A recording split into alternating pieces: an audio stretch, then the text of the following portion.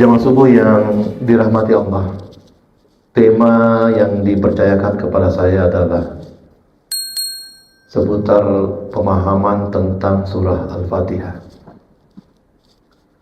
Surah Al-Fatihah ini sangat penting karena tidak sah salat kita kecuali kita membaca surah Al-Fatihah.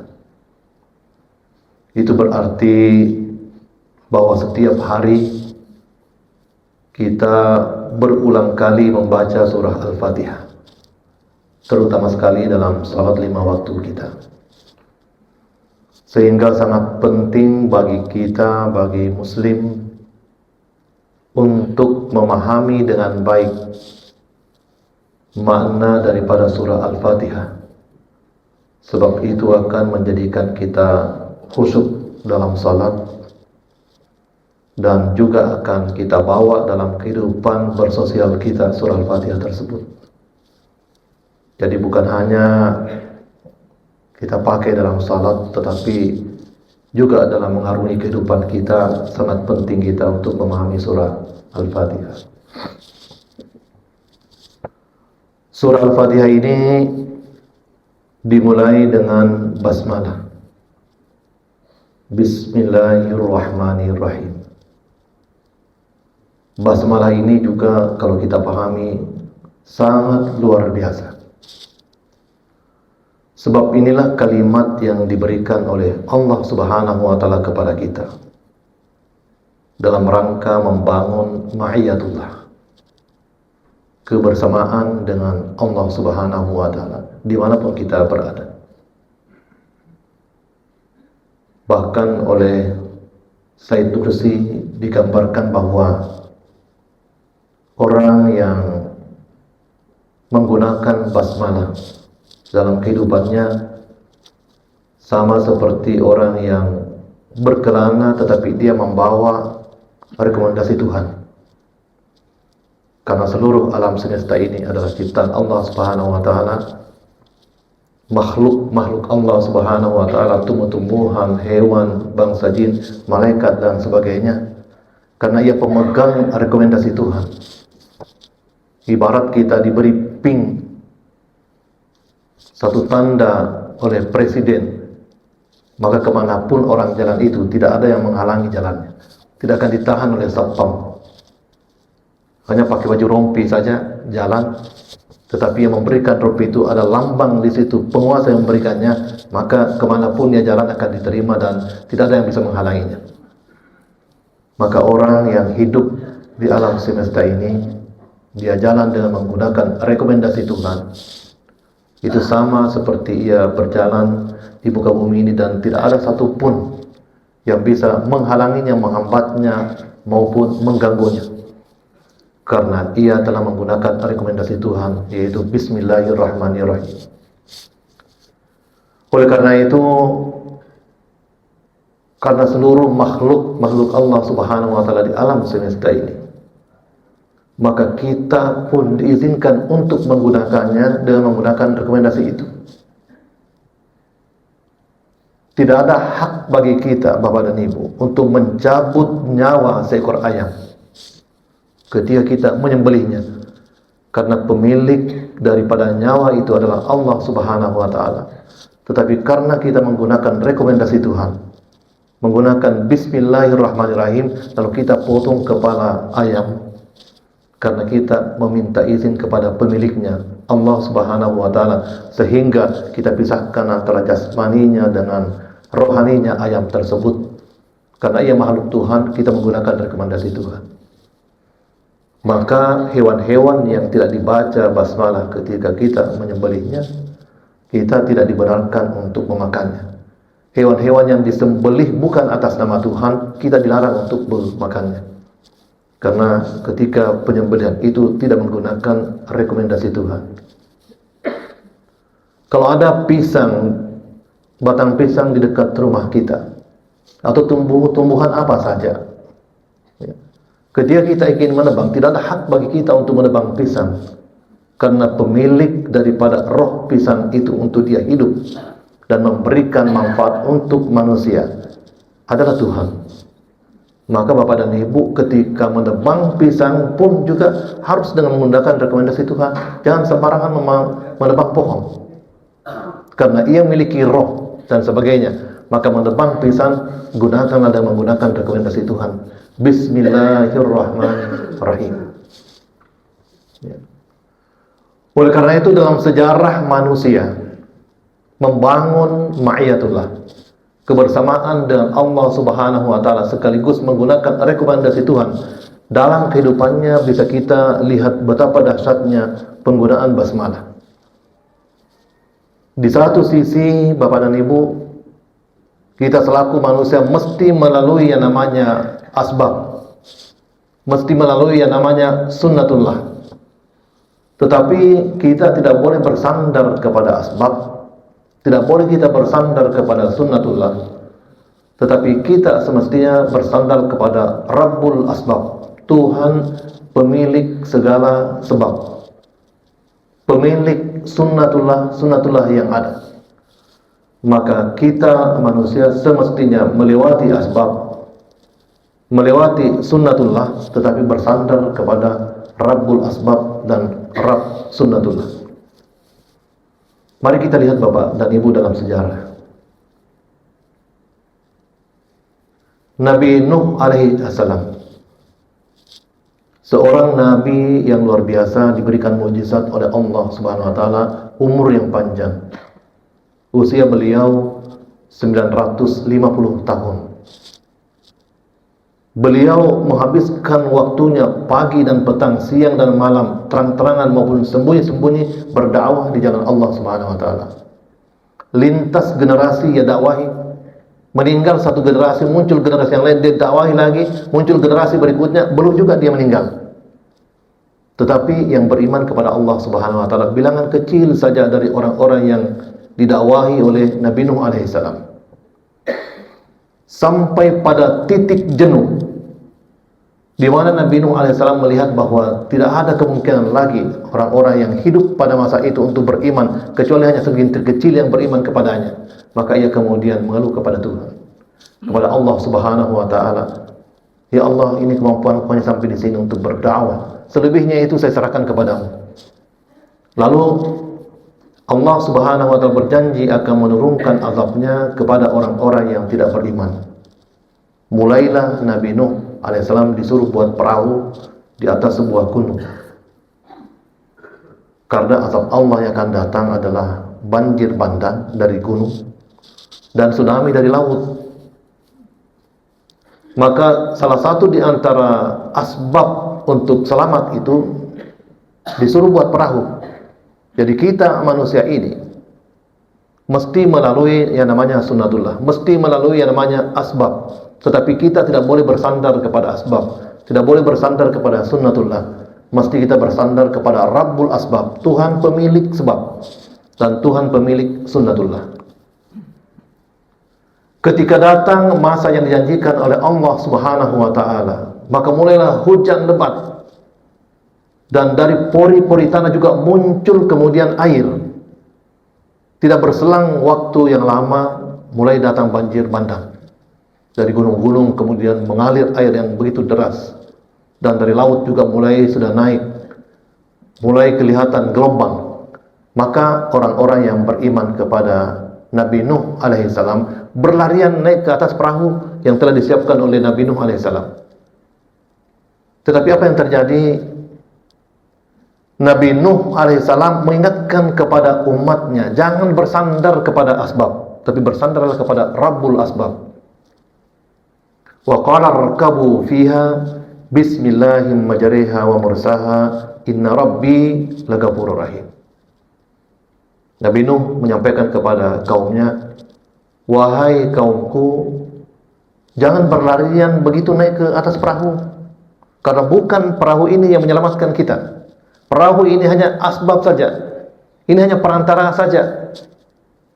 Wa qala rkabu fiha, tapi naiklah ke atas perahu yang telah disiapkan ini. Bismillahim majariha wa mursaha, dengan menyebut nama Allah Subhanahu wa taala, dengan menyebut basmalah. Bismillahim majariha, dengan menyebut nama Allah Subhanahu wa taala, yang menyebabkan perahu ini bisa bergerak, bisa jalan, pemursaha dan bisa berhenti. Inna Rabbi lagafurur rahim. Sesungguhnya Tuhanku Maha Pengampun lagi Maha Penyayang. Apa yang terjadi jamaah yang dirahmati Allah Subhanahu wa taala? Maka datanglah banjir bandang dari gunung, datanglah gelombang yang tsunami yang setinggi gunung sebagaimana digambarkan dalam Al-Qur'an. Maka kemudian dilibaslah seluruh makhluk-makhluk Allah Subhanahu wa taala. Tidak ada yang selamat. Tetapi perahu Nabi Nuh alaihissalam yang terombang-ambing di atas gelombang. Ada riwayat yang menyebutkannya sampai 40 hari. Bahkan ada lebih ekstrim lagi menyebutkan sampai 4 bulan. Terombang-ambing, tetapi setiap kali tsunami yang setinggi gunung itu menghampiri perahunya Nabi Nuh alaihissalam, ia kemudian berhenti mengamuk, dia mendatar. Begitu melewati perahunya Nabi Nuh alaihissalam, mengamuk lagi. Jadi setiap kali gelombang itu bukan hanya sekali, 2 kali, bukan hanya 3 kali, 4 kali, tapi berhari-hari, bahkan riwayat lain berbulan-bulan, setiap kali gelombang itu menghampir dan mendekat kepada perahunya Nabi Nuh alaihissalam, setiap kali ia menjadi lunak, ia kemudian menjadi tenang. Kenapa? Karena di atas perahu ada orang-orang yang melewati sunnatullah, memakai asbab, tetapi ia bersandar kepada Rabbul Asbab. Wa qala rakabu fiha bismillahim majriha wa mursaha. Ada orang-orang yang ketika dia naik di perahunya, dia kemudian menyebut basmalah kepada yang menciptakan perahu, kepada yang menciptakan gelombang, kepada yang menciptakan segala makhluk Allah Subhanahu wa taala.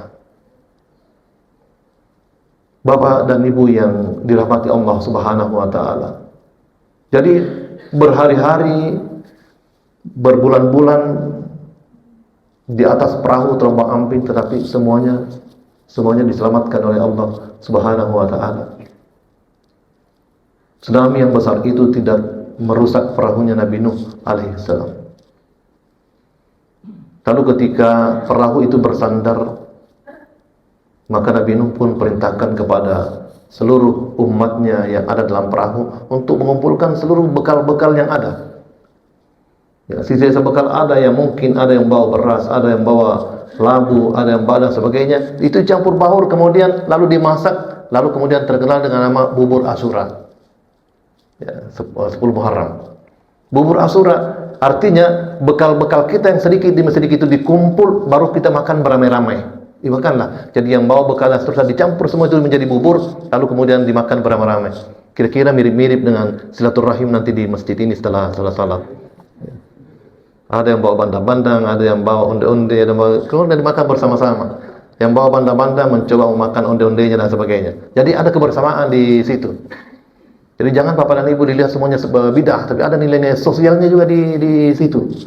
Jadi bubur Asyura itu adalah ada nilai sosialnya. Karena orang semua mengumpul sisa-sisa dalam perjalanannya, perjuangannya dalam melewati musibah Allah Subhanahu wa taala, banjir dan tsunami, lalu itu kemudian dimakan bersama-sama Bapak dan Ibu. Nah, inilah kemudian oleh baginda Rasulullah sallallahu alaihi wasallam diperintahkan kepada kita Bapak dan Ibu mencontoh Nabi Nuh, mencontoh umatnya Nabi Nuh alaihi salam. Maka setiap kali kita ingin naik di kendaraan kita, apakah itu sepeda? Karena ada juga saya lihat di sini yang hadir komunitas sepeda. Ada yang naik motor, ada yang naik mobil, mobilnya juga bermacam-macam. Ada yang naik pesawat. Maka setiap kali kita menginjakkan kaki kita di kendaraan kita, mau ia sepeda, mau ia motor, mau ia perahu, mau ia kapal terbang, jangan pernah lupa untuk membaca seperti bacaan yang dibaca oleh umatnya Nabi Nuh alaihissalam. Ketika menginjakkan kaki di situ, bacalah Bismillahim majriha wa mursaha, Inna Rabbi lagafurur rahim. Ya, nanti kalau sudah duduk baru baca Subhanalladzi sakhkhar lana hadza wa ma kunna lahu muqrinin. Setelah duduk di kendaraan kita. Tapi ketika kita mau naik, kita baca seperti yang diperintahkan oleh Nabi Nuh alaihissalam kepada umatnya. dengan harapan kita bersandar kepada Rabbul Asbab agar kita juga diselamatkan oleh Allah Subhanahu wa taala. Jamaah subuh yang dirahmati Allah,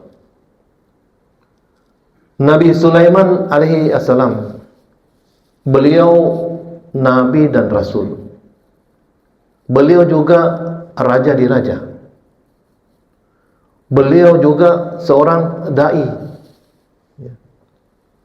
Ketika ia sedang rapat bersama dengan seluruh anggota DPR-nya, ternyata ada satu anggota DPR-nya yang mangkir, tidak hadir. Karena Nabi Sulaiman ini rakyatnya itu macam-macam Bapak dan Ibu. Ada hewan, ada manusia, ada bangsa jin. Dari hewan-hewan juga ada masing-masing perwakilan-perwakilannya. Dari manusia juga demikian, dari bangsa jin juga. Tiba-tiba ada satu yang mangkir, tidak hadir. Perwakilan burung, hudhud. Dicari tidak ada, tidak kelihatan dia. Sehingga Nabi Sulaiman marah besar karena dianggap tidak taat. Diundang rapim, dia tidak hadir. Lalu Nabi Sulaiman mengatakan, saya pasti akan beri dia sesuatu yang hukuman yang luar biasa.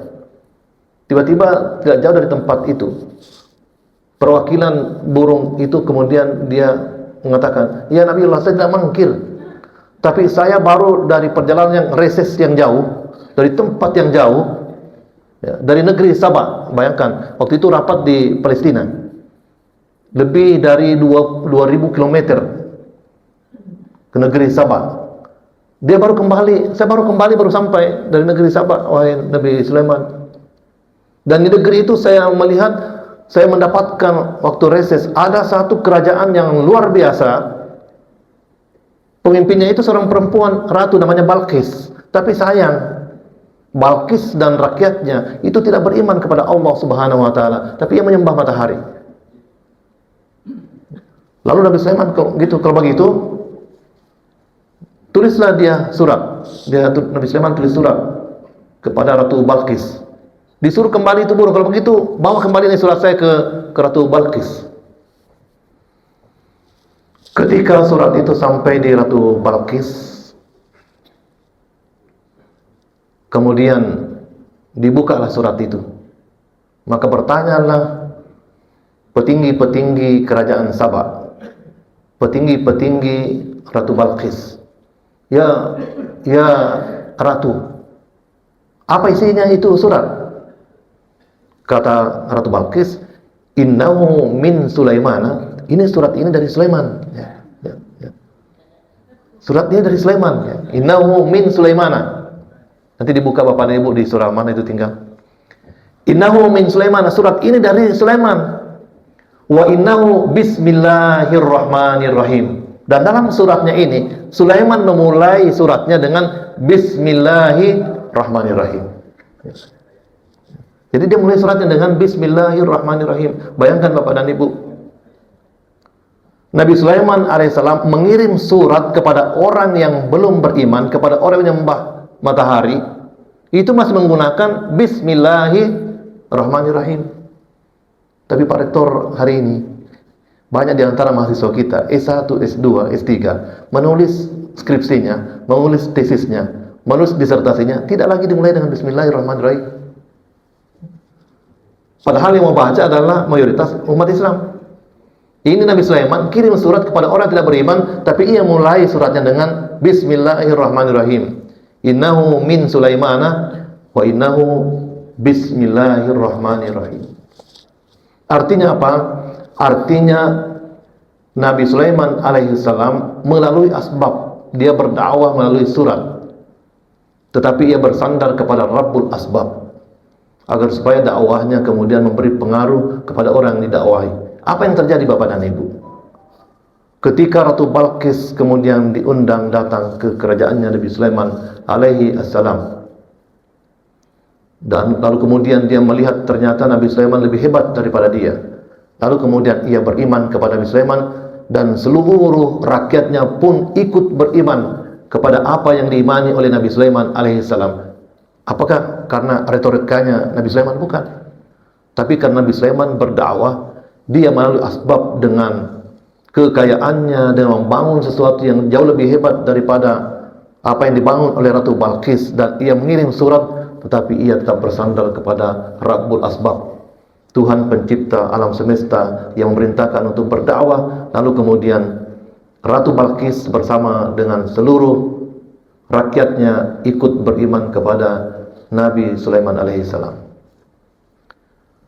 Jamaah subuh yang dirahmati Allah, kalau terlalu panjang nanti Bapak tolong diingatkan saya supaya saya berhenti. Yang ketiga, Nabi Muhammad SAW.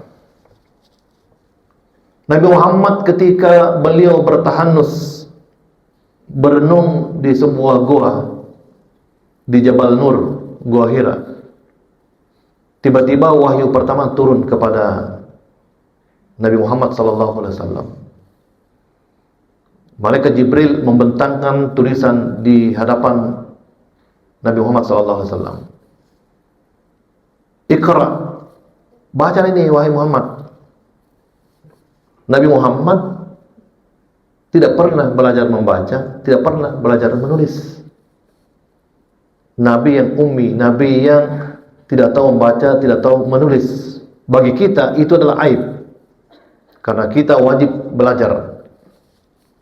Tetapi bagi Nabi Muhammad SAW itu kelebihan. Karena kenapa? Seandainya Nabi Muhammad pernah belajar menulis, pernah belajar membaca, tentulah Al-Quran yang kita baca ini diklaim sebagai itu adalah hasil bacaan dan pelajaran Nabi Muhammad SAW yang dibukukan. Tapi karena tidak ada sejarahnya dia belajar menulis, tidak ada sejarahnya dia belajar kepada orang lain, maka tidak ada klaim bahwa Al-Quran yang kita baca adalah hasil bacaan dan belajarnya Nabi Muhammad yang dikumpulkan kemudian menjadi buku yang bernama Al-Quran. Ketika diperintahkan membaca, Nabi Muhammad menjawab berdasarkan realitas dirinya. Beliau mengatakan, "Ma Nabi Qari." Saya tidak tahu membaca. Diulangi lagi oleh Jibril, "Iqra." Tetap Nabi Muhammad menjawab berdasarkan realitas dirinya, "Ma Nabi Qari." Diulangi sampai ketiga kalinya, tetap jawabannya, "Ma Nabi Qari." Saya tidak tahu membaca. Lalu diajarlah Nabi Muhammad SAW. Muhammad, kalau mau membaca, jangan berdasarkan pada realitasmu saja, tapi bersandarlah kepada Rabbul Asbab, kepada Tuhan pencipta asbab. Iqra bismi rabbikal ladzi khalaq. Bacalah dengan menyebut nama Tuhanmu, dan membaca basmalah. Ya, baca dengan menyebut nama Tuhanmu. Setelah Nabi Muhammad SAW membaca basmalah, menyebut nama Allah Subhanahu Wa Taala, dibukakanlah mukasyafah. Tiba-tiba apa yang ada di hadapan Nabi Muhammad SAW, surah Al-Alaq itu beliau bisa membacanya. Ya, tetapi Bapak dan Ibu, kita sebagai manusia biasa, jangan sama sekali selalu ingin berprinsip kun fayakun. Sebab kun fayakun itu milik Tuhan. Pemilik otoritas kun fayakun itu hanya Allah Subhanahu Wa Ta'ala. Kita manusia semestinya selalu melalui sunnatullah, melalui asbab, melalui sebab-sebab. Jangan berprinsip kun fayakun. Sebab Allah Subhanahu Wa Ta'ala, pemilik kun fayakun sendiri, jarang menggunakan kun fayakunnya. Padahal idza arada syai'an ayakulahu kun fayakun. Tuhan kalau ingin menghendaki sesuatu kan cukup mengatakan kun fayakun. Tapi Allah Subhanahu Wa Ta'ala, pemilik otoritas kun fayakun, itu tidak jarang menggunakan kun fayakunnya, tetapi lebih memilih untuk menghormati sunnatullahnya. Oleh karena itu kita manusia diharapkan untuk senantiasa dalam kehidupan kita ini menjalani dan melewati sunnatullah, bukan sekali-sekali dengan kekuatan kun fayakun. Allah ketika menciptakan alam semesta kan bisa saja kun fayakun, tetapi kemudian ciptakan dengan proses yang panjang 6 masa. Ketika menciptakan Nabi Adam alaihissalam dengan proses yang panjang, padahal kan bisa saja menggunakan kun fayakun. Nah, oleh karena itu kita manusia dalam kehidupan kita di dunia ini, kita bersandar kepada Rabbul Asbab, kepada Allah Subhanahu Wa Ta'ala, tapi jangan pernah lupa bahwa kita mesti melalui asbab. Nabi Nuh tadi tetap membuat perahu, tidak terbang begitu saja di atas gelombang tsunami. Nabi Sulaiman tetap mengirim surat, tetap melalui asbab dan lain sebagainya. Nah, tapi kadang ini kan banyak orang yang ingin kemudian berubah dengan cepat, dengan kun fayakun, tidak melalui asbab, maka muncullah berbagai macam masalah dalam kehidupan kita. Yang palsu-palsu muncul kemudian karena kenapa? Tidak mau melalui asbab, ya. Mau cara spontan saja menjadi kaya dan sebagainya. Banyak orang tertipu gara-gara itu karena tidak mau melalui asbab. Padahal kalau mau semestinya mau berdagang, pelajari dulu ilmu perdagangan. Mau masuk politik, pelajari dulu ilmu politik. Sebab kalau masuk politik langsung begitu saja, insya Allah akan bangkrut. Kita mesti melalui sunnatullah, tetapi bersandar kepada Rabbul Asbab. Bapak dan Ibu, di ujung Bismillahirrahmanirrahim itu ada Ar-Rahman Ar-Rahim, bahwa Tuhan yang memiliki rekomendasi, dan rekomendasi yang kita pergunakan itu pemiliknya adalah Ar-Rahman Ar-Rahim, Maha Pengasih lagi Maha Penyayang. Oleh karena itu kita manusia ini, bagaimanapun dosa yang kita lakukan, bagaimanapun kesalahan-kesalahan yang kita lakukan Bapak dan Ibu, Tuhan yang kita sembah itu bukan Tuhan pendendam. Tuhan yang kita sembah itu adalah Tuhan yang Maha Pengasih lagi Maha Penyayang. Maka jangan pernah malu untuk kembali kepada Allah Subhanahu wa taala. Jangan pernah untuk merasa jauh dengan Allah Subhanahu wa taala meskipun kita bergelimang dosa, meskipun kita memiliki kesalahan-kesalahan yang luar biasa. Karena Allah pasti akan terima kita, karena Ia adalah Ar-Rahman Ar-Rahim. Tuhan yang kita sembah adalah Tuhan yang Maha Pengasih lagi Maha Penyayang. Itulah sebabnya baginda Rasulullah sallallahu alaihi wasallam menyampaikan kepada kita, at-taibu minadz-dzambi kaman la dzambalah. Orang-orang yang kembali ke jalan Tuhannya, kembali bertobat dari kesalahan-kesalahannya, kaman la dzambalah, sama seperti orang tidak pernah melakukan kesalahan apa-apa. Begitu Maha Rahman dan Maha Rahimnya Allah Subhanahu wa taala. Jadi jangan pernah kita mau mau takut untuk kembali ke jalan Allah Subhanahu wa taala, karena Tuhan yang kita sembah adalah Rabbul Asbab yang Maha Rahim, Maha Penyayang. Bapak dan Ibu yang dirahmati Allah. Oleh karena itu dalam kehidupan kita sehari-hari jangan pernah kita lupa dengan basmalah. Jadi seluruh kebaikan-kebaikan yang kita lakukan, rutinitas yang kita lakukan, dengan membaca basmalah itu bisa berubah rutinitas itu menjadi kemudian ibadah di sisi Allah Subhanahu wa taala. Rutinitas yang kita lakukan itu kemudian akan berubah menjadi berkah. Itulah sebabnya baginda Rasulullah sallallahu alaihi wasallam bersabda, "Kullu amalin dzibalin la yubda'u bismillahirrahmanirrahim fahuwa abtar." Seluruh aktivitas, seluruh perbuatan yang kita lakukan tapi tidak dimulai dengan basmalah, tidak menggunakan rekomendasi Tuhan, fahuwa abtar, terputus pahalanya, terputus berkahnya. Kalaupun ada manfaatnya sampai di dunia saja, tidak menyeberang sampai ke akhirat. Sehingga Bapak dan Ibu, seluruh kebaikan-kebaikan yang kita lakukan, mari kita senantiasa mulainya dengan basmalah. Kita melangkahkan kaki dari rumah kita, Bismillahirrahmanirrahim. Memulai suatu pekerjaan, kita membaca basmalah dan harapan supaya berkahnya tetap mengalir dan pahalanya tetap kita dapatkan. Saya kira dari surah Al-Fatihah ini cukup satu ayat aja dulu. Bismillahirrahmanirrahim. Kalau suatu saat ada kesempatan dan saya diundang kembali, nanti kita lanjutkan dengan ayat-ayat berikutnya. Dan saya kembalikan kepada panitia, karena tadi sudah ada tanya jawab.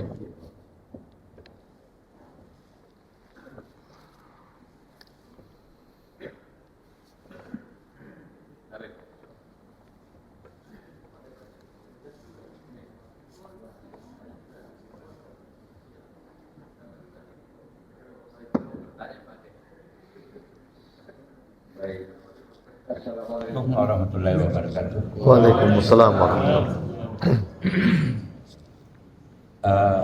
Apa yang menjadi tema ini sangat menarik, Pak, untuk saya pribadi, karena memang lama saya sudah mencari, ya saya ini hubungannya dengan membaca Al-Fatihah. Jadi mudah-mudahan ini bisa presisi hari ini.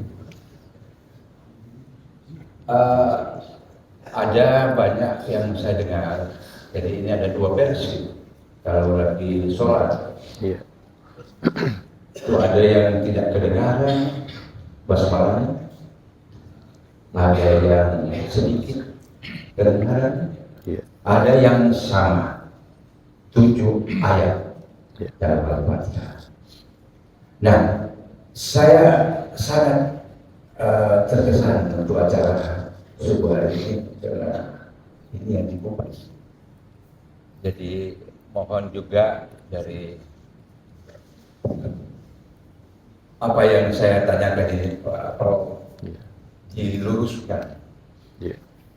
Bukan main tadi apa yang disinggung itu arti dari pada basmalah yang ada di HUT juga 41. Iya. Bismillahirrahmanirrahim. Wa mufisaha. Darabila ghafurur rahim. Itu satu-satunya di kalimat itu, ayat itu ada yang sebutan majari yang jarang kita dapatkan, itu ada E-nya di situ di ayat. Saya baru belajar mengaji juga. Jadi saya kira perlu diarahkan kepada pembacaan Al-Fatihah pada waktu sholat. Saya kira 7 ayat itu harus sama suaranya, bukan dengan bisik-bisik. Mungkin ada juga yang tidak kedengaran. Saya kira itu yang dari. Assalamualaikum warahmatullahi wabarakatuh. Waalaikumsalam warahmatullahi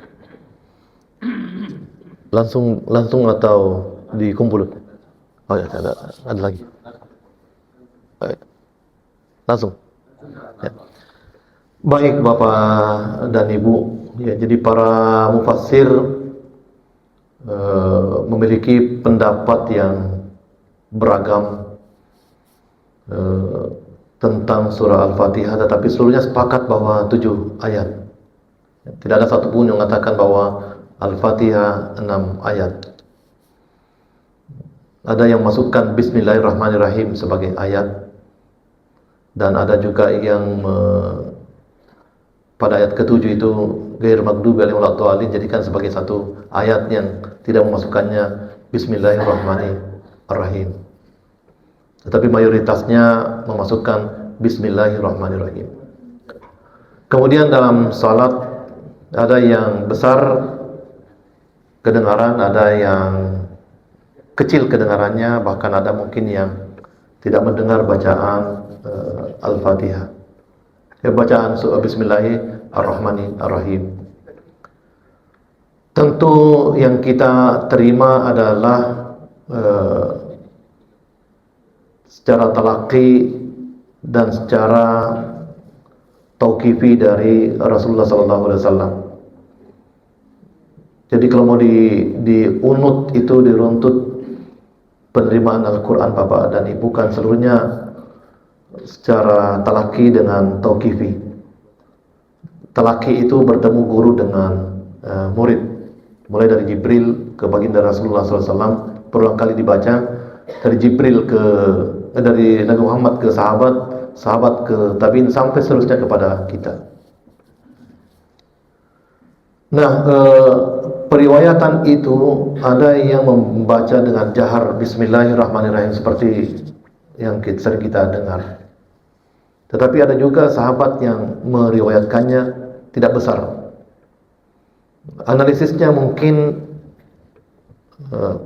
beberapa ulama untuk mencoba menggabungkan periwayatan ini, bahwa boleh jadi yang mendengarkan bacaan Bismillahirrahmanirrahim adalah sahabat-sahabat yang dekat dengan baginda Rasulullah SAW yang bacakannya. Tapi mungkin ada sahabat yang agak jauh di belakang tidak mendengar bacaan Bismillahirrahmanirrahim, sehingga itu yang diriwayatkan, dan itulah kemudian yang sampai kepada kita.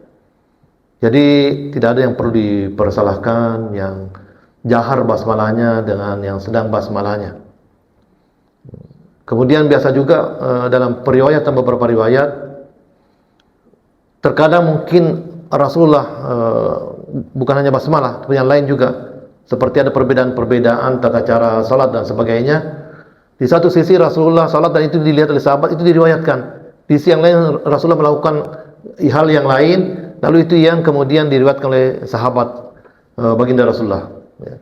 Termasuk misalnya ada yang melihat tangannya lurus, itu kemudian diriwayatkan. Ada yang melihat menggerak-gerakkan tangannya, itu diriwayatkan dan sampai kepada umatnya. Jadi tidak menjadi masalah.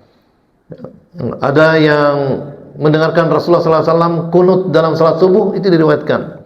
Ya, ada juga yang salat bersama Rasulullah yang mungkin kebetulan pada saat itu tidak kunut atau sebelum diperintah kunut itu ada, lalu kemudian itu yang diriwayatkan, lalu kemudian sampai kepada kita misalnya. Nah, jadi hal-hal yang ikhtilaf seperti ini tidak mesti kita bermasalahkan. Tetapi bagi saya pribadi, saya mengikuti mushaf Utsmani yang ada di tangan kita. Mushaf yang turun-temurun dari sejak sahabat, dari Khalifah Utsman bin Affan sampai kepada kita, yang dimana ada basmalahnya Al-Fatihah, lalu kemudian saya membacanya sebagaimana dalam Al-Quran. Begitu juga surah-surah yang lain yang ada basmalahnya berdasarkan mushaf Utsmani yang turun-temurun di hadapan kita. Itu bagi saya pribadi. Dari pendapat pribadi itu tidak mesti kemudian kita berkeras untuk kepada yang lain. Kita tetap berada pada koridor yang selama ada periwayatannya dari baginda Rasulullah SAW bahwa maka perbuatan itu kemudian sah dan benar, Bapak dan Ibu. Saya kira demikian. Ya. Assalamualaikum warahmatullahi wabarakatuh. Assalamualaikum. Ya, alhamdulillah kita telah banyak mendengarkan konten apresiasi dari Pak Ustaz. Ada dua hal yang perlu saya pertanyakan terkait dengan Rasul Nuh dengan Raja Sulaiman. Terkait dengan Rasul Nuh ini kan terjadi banjir. Apakah radius banjir ini, ya radiusnya hanya di teritorial, ya area dakwah Rasul Nuh, ataukah banjir ini seluruh dunia? Jadi saya kira perlu ada apresiasi untuk kita lihat ke depan. Yang kedua terkait dengan Raja Sulaiman. Terkait dengan tender untuk menghadirkan itu istananya Ratu Balqis, ini kan masyarakat kita masih banyak yang berpandangan bahwa itu simsalabim tanpa proses. Ya, padahal kalau bicara proyek yang paling besar itu kan proyek langit dan bumi. Itu pun kumpayakunya kan ada proses, ya kan? Apatah lagi ini ya istana Ratu Balqis ya kalau dibanding dengan langit dan bumi kan tidak masuk itu persen-persen. Ini bagaimana ini pandangannya ya masyarakat kita kebanyakan bahwa seolah-olah itu istana Ratu Balqis itu simsalabim didatangkan di istananya Raja Sulaiman. Saya kira ini Pak Ustaz. Assalamualaikum warahmatullahi wabarakatuh. Waalaikumsalam warahmatullahi wabarakatuh. Jadi ada dua pertanyaan. Yang pertama, apakah tsunami itu seluruh dunia atau lokal saja? Al-Quran, Bapak dan Ibu, itu selalu datang menyampaikan kepada kita. Mayoritasnya tidak menyebutkan tempat dan waktu, tetapi yang ingin diambil itibarnya di situ. Itibarnya, jadi bukan karena itu tidak berikan dampak bagi keimanan dan selalu menjaga marwah, kehormatan segala sesuatu. Itu sebabnya ketika berbicara tentang Fir'aun tidak menyebutkan namanya, tapi gelarnya saja. Yang semasa Nabi Musa alaihissalam. Jadi yang disebutkan adalah Fir'aunnya, tidak disebutkan di mana di Mesir, di mana di Mesir tinggal. Tidak disebutkan tempatnya itu Fir'aun di Mesir. Ya, di mana disebutkan. Sebab ketika nanti disebutkan tempatnya, maka seluruh orang akan mencela tempat itu. Ya. Sama seperti Qarun, tidak disebutkan dia di mana dia tempatnya itu, karena kalau disebutkan tempat itu nanti kalau ada orang berbuat ini dari negerinya, dari tempatnya Qarun, dasar dia pelit. Ya. Jadi Al-Quran dalam menyampaikan kepada kita selalu menjaga personality seseorang dan selalu menjaga tempat dan sebagainya untuk menghindari hal seperti itu.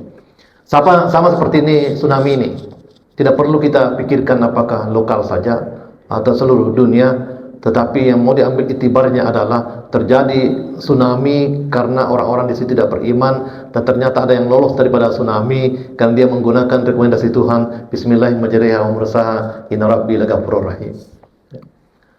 Yang kedua, Bapak dan Ibu,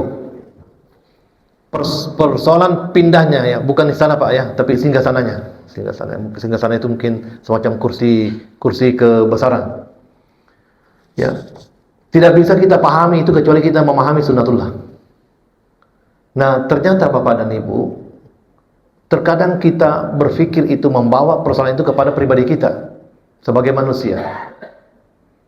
Kita manusia ini terikat dengan hukum waktu dan ruang.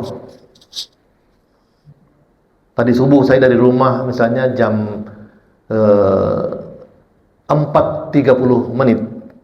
15 menit saya sampai di sini. Artinya 15 menit itu karena saya terikat dengan hukum waktu. Tempat saya melewati Pacinongan, kemudian masuk di Papau, kemudian Bonto Tangga baru sampai sini. Itu ruang. Karena saya manusia biasa, saya terikat dengan waktu dan ruang. Kemanapun saya pergi, selalu ada hukum waktu dan ruang yang saya harus lewati. Karena manusia biasa. Tapi adakah makhluk yang tidak terikat dengan waktu dan ruang? Banyak Bapak dan Ibu. Dan kecepatan seseorang terhadap hukum waktu dan ruang itu juga berbeda-beda. Saya beri contoh. Di atas kita manusia ada angin, Bapak dan Ibu. Angin dalam berinteraksi dengan hukum waktu dan ruang tidak bisa disamakan dengan kita manusia. Dia bisa menerobos kecepatan waktu dan ruang melebihi kecepatan kita. Itulah sebabnya ketika Nabi Sulaiman alaihissalam bersama dengan para perdana menteri, para menterinya, tiba-tiba ada yang satu yang dipandang oleh malakul maut ketakutan. Saya perpendek saya ceritanya. Dia kemudian meminta kepada Nabi Sulaiman supaya dia diterbangkan ke negeri India dalam waktu beberapa saat saja. Dia sudah sampai ke India karena menggunakan angin. Angin memiliki sunnatullah, berinteraksi dengan waktu dan ruang, beda dengan kita manusia. Dalam waktu kecepatan berbeda. Angin saja kan bermacam-macam. Ada angin tornado, ada angin Katrina dan sebagainya. Itu sunnatullah juga berbeda. Kecepatan geraknya juga berbeda antara satu dengan yang lain dalam melintas hukum waktu dan ruang.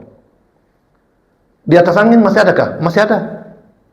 Jadi tidak boleh hukum sunnatullah itu, hukum waktu dan ruang itu hanya kita berkias kepada diri kita.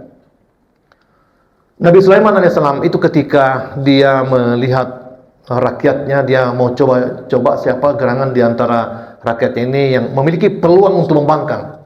Nah, jadi memiliki peluang untuk membangkang, memiliki peluang untuk melawan Nabi Sulaiman. Maka itu diteslah. Wahai seluruh petinggi-petinggiku, siapa di antara kalian ini yang bisa membawakan singgasana Ratu Balqis ke hadapan saya dengan cepat? Manusia. Tidak ada yang menyahut Bapak dan Ibu. Karena manusia paham, dia terikat dengan waktu dan ruang. Tidak mungkin perjalanan 2000 km dari Yaman mau ke Baitul Maqdis, ke Palestina sekarang ini, dalam jangka beberapa saat saja. Sementara kita manusia terhukum waktu dan ruang. Itu berbulan-bulan baru bisa sampai. Tidak ada yang menyahut Bapak dan Ibu manusia. Tapi siapa yang menyahut? Jin, dan itu pun jin yang terkuat. Jin Ifrit. Karena ia bisa melintasi waktu dengan cepat, beda dengan sunnatullah kita, maka iblis kemudian menantang Nabi Sulaiman alaihissalam. Saya akan bawakan itu wahai Sulaiman sehingga Ratu Balqis ke hadapanmu sebelum persidangan ini berakhir. Berdasarkan sunnatullah jin. Jadi jin bisa berpindah dari satu tempat ke tempat yang lain dalam waktu beberapa saat saja, meskipun dia menggunakan waktu. Dia bisa berpindah ke tempat yang lain. Dialah yang sanggup untuk membawakan itu. Nah, Nabi Sulaiman yang lihat ini katakan, wah bahaya juga ini kalau dibiarkan ini bangsa jin. Sudah mulai takabur ini di hadapan saya. Sudah mulai angkat kepala. Dia sudah berani mengatakan sebelum persidangan ini saya bawakan ke tempat itu. Oleh karena itu Al-Quran katakan wa qala indahu ilmu minal kitabi. Yang oleh Syekh Sa'rawi sendiri, indahu ilmu minal kitabi, yang dimaksud itu Nabi Sulaiman sendiri, bukan orang lain, kata Sa'rawi. Dia katakan, Ifrit, kalau kamu bisa pindahkan itu hingga Ratu Balqis sebelum persidangan ini berakhir, saya akan pindahkan ke sini sebelum matamu berkedip.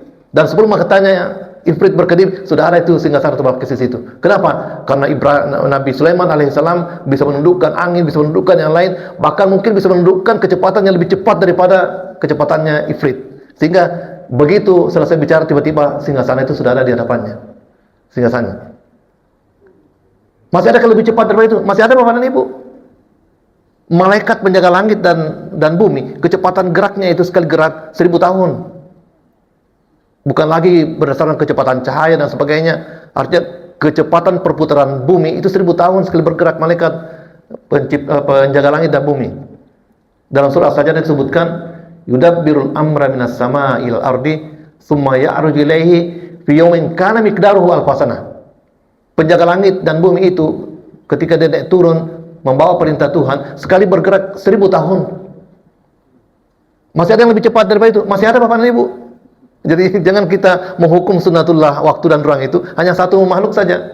Masih ada malaikat Jibril dan roh-roh orang-orang yang dirahmati Allah, sudah meninggal dia waliullah. Itu kecepatan rohnya sekali bergerak dari satu tempat ke tempat yang lain 50.000 tahun. Ya.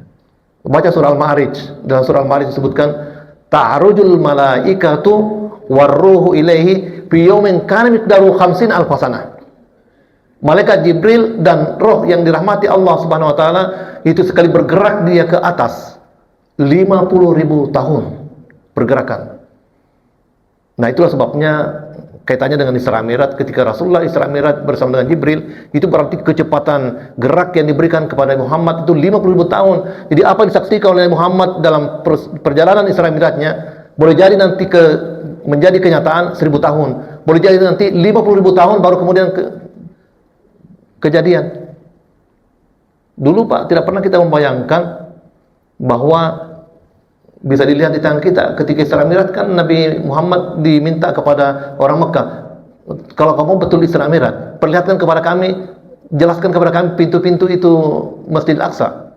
Nabi Muhammad kan tidak tahu menjelaskan karena bukan dia berjalan rangka untuk menyaksikan pintu-pintu, dia perjalanan Isra. Tapi Jibril kemudian menampakkan di tangan Nabi Muhammad gambar Masjidil Aqsa. 1000 tahun yang lalu kan itu tidak mungkin, tapi sekarang kan ada video call, kita di tangan kita bisa langsung lihat Masjid Aqsa di tangan kita. Jadi 1400 tahun itu baru bisa terbukti apa yang disampaikan oleh Nabi Muhammad SAW. Jadi seluruh peristiwa-peristiwa lihat itu boleh jadi 50.000 tahun nanti baru bisa terbukti, Bapak dan Ibu. Nah, jadi masih ada yang lebih cepat itu? Mungkin masih ada, tapi kita tidak tahu. Kita hanya sebatas yang digambarkan oleh Al-Quran, Bapak dan Ibu.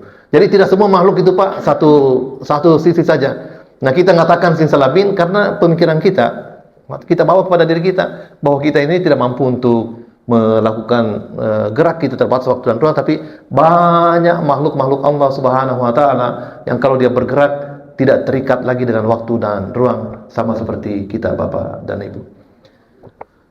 Ya. Bismillahirrahmanirrahim.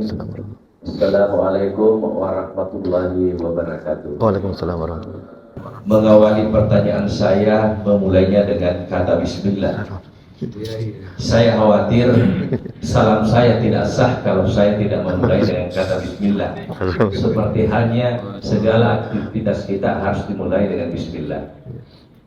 Terkait dengan peran, kalau saya katakan peran bismillah dalam segala aktivitas kita, tadi digambarkan Pak Prof, ketika kita menyembelih seekor hewan, maka boleh jadi tidak sah atau bahkan haram hukumnya dimakan kalau tidak memulai dengan bismillah. Nah, saya kaitkan bagaimana kemudian ketika ada seseorang melakukan sesuatu kegiatan, lalu kemudian hasilnya mereka nikmati tanpa mengucapkan bismillah, atau kata bismillah diucapkan setelah dilakukan itu, setelah dia menyadari. Misalnya ayam yang kita makan, kita tidak tahu asal usulnya, siapa yang memotong ayam ini. Lalu kemudian apakah mereka ucapkan bismillah atau tidak? Tetapi ketika kita memakannya, kita mengucapkan bismillah. Pertanyaannya adalah, orang yang memotong tadi kalau tidak diucapkan dengan bismillah, lalu kemudian yang memakan itu mengucapkan bismillah, bagaimana hukumnya? Saya kira itu Prof. Terima kasih. Assalamualaikum warahmatullahi wabarakatuh. Waalaikumsalam warahmatullahi wabarakatuh. Ya, terima kasih banyak dan sekiranya ini penting untuk kita. Jadi kalau kita masuk di restoran dan sebagainya, pertama husnuzan kita. Ya. Kita berhusnuzan bahwa ayam kita makan ini sudah disembelih dengan basmalah. Tetapi kita cukup membaca basmalah dan tidak perlu kita mencari tahu ke akar-akarnya lagi apakah disembelih dengan baca basmalah atau tidak. Tapi untuk diri kita cukup membaca basmalah dan itu sudah halal untuk kita makan. Kemudian kalau kita lupa dengan sesuatu, kita juga diajarkan baginda Rasulullah SAW, Bismillah awalihi wa akhirihi. Ya, jadi kalau saya makan kita lupa baca basmalah, di ujung-ujung baru kita ingat, kita membaca Bismillah di awal dan di akhirnya. Jadi kita baca basmalah supaya semuanya yang awal-awal yang terlupa basmalah itu dengan tetap mendapatkan berkah daripada Allah Subhanahu wa taala. Ya, sekira demikian. Assalamualaikum Pak Prof. Waalaikumsalam. Ya. Saya mohon maaf, saya tadi melanggar etika Prof. Ya. Di awal Pak Prof berbicara, saya langsung keluar. Oh, ya. Ya. Padahal saya pergi antar pengurus konsumsi pergi beli songkol. Jadi saya mohon maaf. Jadi waktu mau ambil songkol, saya ingat baca basmalah. Saya minta ada pertanyaan saya, sekalipun tidak dijawab karena songkol sudah siap di luar. Apalagi cobe-cobenya itu baru dilihat sudah keluar dari liur. Ini Prof. Ini surat Al-Fatihah sebagai the candle of the Holy Quran, Ummul Kitab. Bahkan dalam An-Nahl dikatakan wa nazzalna kita al-kitaba tibyana likulli syai'in. Jadi seandainya ada yang bertanya dari kalangan orientalis, orientalis itu mereka rajin belajar bahasa Arab atau non-Muslim, karena ini Al-Fatihah rentan akan mengundang pertanyaan. Basmalah saja dikatakan Bismillahi, dan baru Bismillahi sudah bisa memancing pertanyaan. Ini kan firman Allah. Kenapa lagi ada Allah disebut di sini? Kenapa tidak dikatakan Bismi dengan namaku Ar-Rahman Ar-Rahim? Di ayat kedua dikatakan Alhamdulillahi Rabbil Alamin. Kenapa tidak dikatakan Alhamdulillah? Jadi dari logika bahasa ini ya. Jadi seakan-akan ada pihak ketiga yang berbicara. Padahal ini firman Allah. Kira-kira bagaimana menjelaskan kepada mereka supaya bisa mereka cepat mengerti. Dia tidak jawab sekarang, pada songkol sudah siap. Saya kira cukup sekian. Assalamualaikum warahmatullahi wabarakatuh. Dapat saya jawab sebentar saja, supaya tidak mengurangi keinginan kita untuk makan songkol. Ya, pertama Al-Quran itu kan dialog sebenarnya antara hamba dengan Tuhan. Jadi tidak semua dalam Al-Quran itu dialog Tuhan dengan dirinya. Sebab kalau dialog Tuhan dengan diri kan apa gunanya itu Al-Quran? Tetapi Al-Quran itu dialog antara hamba dengan Tuhan, diajarkan dengan kita. Bahkan ketika baca Al-Fatihah itu kan sebenarnya adalah dialog hamba, diajarkan kata-kata yang kita pakai untuk berdialog dengan Tuhan. Nah, termasuk itu diajarkan bahwa Alhamdulillahirabbil alamin, segala puji itu hanya bagi Tuhan, pencipta alam semesta. Supaya kita manusia yang berdialog dengan Tuhan memahami bahwa segala sesuatu yang kita syukuri kepada Tuhan. Dan insya Allah nanti pada waktu yang lain kita akan membahas dengan tuntas kalau saya diberi kesempatan untuk melanjutkan kembali bagaimana Alhamdulillahirabbil alamin itu. Terima kasih banyak. Saya sudah berani menjawab seandainya ada pertanyaan dari Tuhan. Assalamualaikum warahmatullahi wabarakatuh. Baik, sekira demikian Bapak dan Ibu, terima kasih banyak dan mohon maaf kalau ada kekurangan dan kehilafan. Hadanallahu wa iyyakum ajma'in. Wassalamualaikum warahmatullahi wabarakatuh.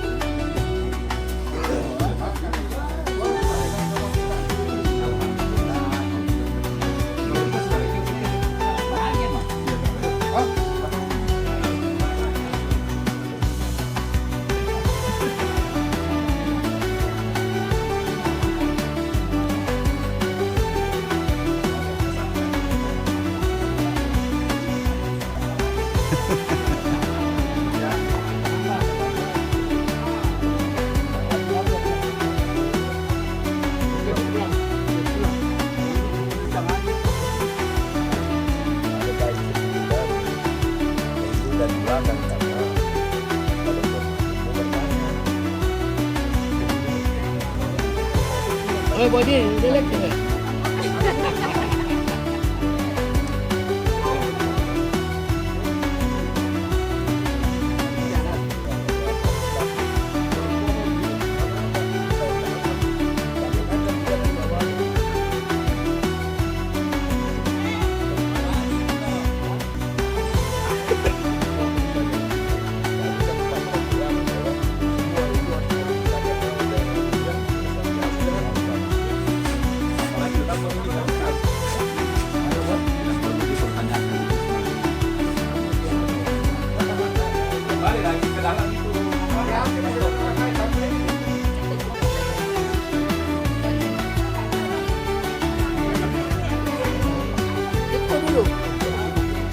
itu pakai berapa hari?